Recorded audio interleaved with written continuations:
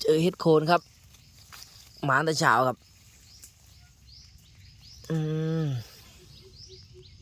ดอกมันใหญ่ต่อไรครับดอกแรกครับครับหาต่อครับวันนี้อีกดอกหนึ่งครับดอกที่สองครับเห็ดโคนครับ